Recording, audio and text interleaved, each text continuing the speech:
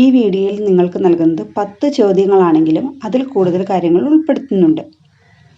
ശ്രീലങ്കയുടെ പുതുതായി തിരഞ്ഞെടുക്കപ്പെട്ട പ്രസിഡന്റ്. ഉത്തരം അനുരാഗ് കുമാര ദിസനായകി. അനുരാഗ് കുമാര ദിസനായകിയാണ് ശ്രീലങ്കയുടെ പുതിയ പ്രസിഡന്റായി തിരഞ്ഞെടുത്തത്. അപ്പോൾ ശ്രീലങ്കയുടെ പുതിയ പ്രധാനമന്ത്രി ആരാണെന്ന് നമുക്കറിയണം. ശ്രീലങ്കയുടെ പുതിയ പ്രധാനമന്ത്രി ഹരിണി അമരസൂര്യയാണ്. ശ്രീലങ്കയുടെ 16ാമത്തെ പ്രധാനമന്ത്രിയാണ് ഹരിണി അമരസൂര്യ.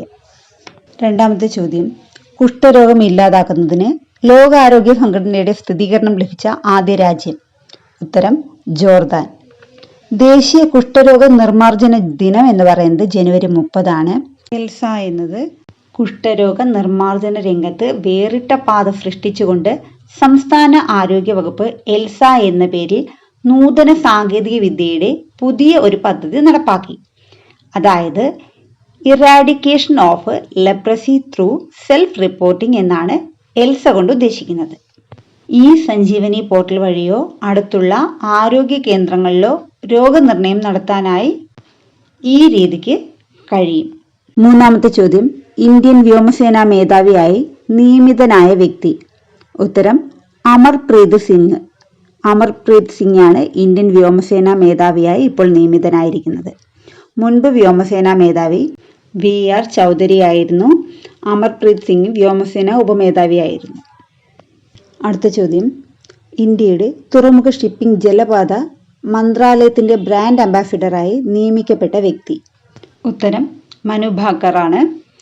മനു ഭാക്കർ 2024 പാരീസ് ഒളിമ്പിക്സിൽ 10 മീറ്റർ എയർ പിസ്റ്റൽ വിഭാഗത്തിൽ വെങ്കല മെഡലും 2018 ISSF ലോകകപ്പിൽ ഇന്ത്യയെ പ്രതിനിധീകരിച്ച് 2 സ്വർണ്ണ മെഡലുകളും കരസ്ഥമാക്കി. അഞ്ചാമത്തെ ചോദ്യം, 2026 കോമൺവെൽത്ത് ഗെയിംസിന്റെ വേദി. ഉത്തരം ഗ്ലാസ്ഗോ. 4 വർഷം കൂടുമ്പോഴാണ് കോമൺവെൽത്ത് മത്സരങ്ങൾ നടക്കുന്നത്. ലോകത്ത് 3ാമത്തെ വലിയ കായിക പരിപാടിയാണ് കോമൺവെൽത്ത് ഗെയിംസ്. 1ാം സ്ഥാനം ഒളിമ്പിക്സിനും 2ാം സ്ഥാനം ഏഷ്യൻ ഗെയിംസിനും 3ാം സ്ഥാനം കോമൺവെൽത്ത് ഗെയിംസിനുമാണ്. കോമൺവെൽത്ത് ഗെയിംസ് ആദ്യമായി നടന്നത് 1930 2022 ഇംഗ്ലണ്ടിലെ ബർമിംഗ്ഹാമിലായിരുന്നു കോമൺവെൽത്ത് ഗെയിംസ് നടന്നത്.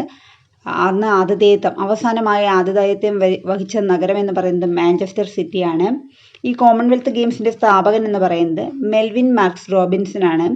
2022 കോമൺവെൽത്ത് ഗെയിംസിൽ 20 കായിക ഇനങ്ങളാണ് ഉണ്ടായിരുന്നത്. 2022 ഇന്ത്യയുടെ പതാക വഹിച്ചത് PV സിന്ധുവും മൻപ്രീത് സിംഗുമാണ്. 2022 കോമൺവെൽത്ത് ഗെയിംസിന്റെ ഔദ്യോഗിക ചിഹ്നം എന്ന് പറയുന്നത് പെറി ദ ബുള്ളാണ്. 78 മുതലാണ് ഭാഗ്യചിഹ്നം ഉണ്ടായത്. അടുത്ത ചോദ്യം, നർക്കോട്ടിക് കൺട്രോൾ ബ്യൂറോയുടെ പുതിയ ഡയറക്ടർ ജനറൽ. ഉത്തരം അനുരാഗ് ഗാർഗ്. നർക്കോട്ടിക് കൺട്രോൾ ബ്യൂറോയുടെ ആപ്തവാക്യം എന്ന് പറയുന്നത് ഇന്റലിജൻസ് എൻഫോഴ്സ്മെന്റ് കോർഡിനേഷൻ എന്നാണ്. അടുത്ത ചോദ്യം, യാഗി ചുഴലിക്കാറ്റ് നാശം വിതച്ച രാജ്യങ്ങൾക്ക് സഹായം നൽകാൻ ഇന്ത്യ ആരംഭിച്ച ഓപ്പറേഷന്റെ പേര്. ഓപ്പറേഷൻ സദ്ഭവ്. യാഗി ചുഴലിക്കാറ്റ് നാശം വിതച്ച രാജ്യങ്ങളിൽ മ്യാൻമർ, വിയറ്റ്നാം, ലാവോസി എന്നിവിടങ്ങളിലേക്കാണ് ഇന്ത്യ സഹായം നൽകിയത്. അടുത്ത ചോദ്യം, 2024 സെപ്റ്റംബർ 8 മുതൽ സെപ്റ്റംബർ 4 വരെ ഏത് രാജ്യങ്ങൾക്കിടയിലാണ് വരുണാഭ്യാസം നടന്നത്? ഉത്തരം ഇന്ത്യയും ഫ്രാൻസുമാണ്. അപ്പം ഇന്ത്യയും ഫ്രാൻസും വരുണാഭ്യാസം നടത്തിയത് സെപ്റ്റംബർ 2 മുതൽ സെപ്റ്റംബർ 4 വരെ. അപ്പോൾ അതുമായി ബന്ധപ്പെട്ടിട്ടല്ല എങ്കിലും മറ്റൊരു ചോദ്യം ചോദിക്കുകയാണ്. 2024 ഇന്ത്യയുടെ റിപ്പബ്ലിക് ഡേ പരേഡിൽ അതിഥി ആരായിരുന്നു? ഫ്രാൻസ് പ്രസിഡന്റായ ഇമ്മാനുവൽ മാക്രോൺ ആണ്. 2023 അതിഥി ഈജിപ്ത് പ്രസിഡന്റ് ആയിരുന്ന അബ്ദുൽ ഫത്താഹ് അൽ സിസിയാണ്. അടുത്ത ചോദ്യം, ഗ്ലോബൽ ഇന്നൊവേഷൻ ഇൻഡെക്സ് 2024 ഇന്ത്യയുടെ സ്ഥാനം 39 ആണ്. 2023 ഇന്ത്യയുടെ സ്ഥാനം 40 ആയിരുന്നു. 132 രാജ്യങ്ങളാണ് ഗ്ലോബൽ ഇന്നൊവേഷൻ ഇൻഡെക്സ് റിപ്പോർട്ടിൽ ഉൾപ്പെട്ടിട്ടുള്ളത്. അടുത്ത ചോദ്യം, വദ്വാൻ തുറമുഖം ഏത് സംസ്ഥാനത്താണ് സ്ഥിതി ചെയ്യുന്നത്? ഉത്തരം മഹാരാഷ്ട്ര. ഇന്ത്യയിലെ ഏറ്റവും വലിയ തുറമുഖം എന്ന് പറയുന്നത് ജവഹർലാൽ നെഹ്റു തുറമുഖമാണ്. ഇന്ത്യയിലെ ഏറ്റവും വലിയ പ്രകൃതിദത്ത തുറമുഖമാണിത്. ഇത് മുംബൈയിലാണ്. മഹാരാഷ്ട്രയിലെ പാൽഘറിൽ ഏകദേശം 76,000 കോടി രൂപയുടെ വദ്വാൻ തുറമുഖത്തിന് പദ്ധതിയിട്ടത് പ്രധാനമന്ത്രി നരേന്ദ്രമോദിയാണ്. ആഗോളതലത്തിലെ മികച്ച 10 തുറമുഖങ്ങളിൽ ഒന്നായി ഇത് മാറുമെന്ന് പറയപ്പെടുന്നു.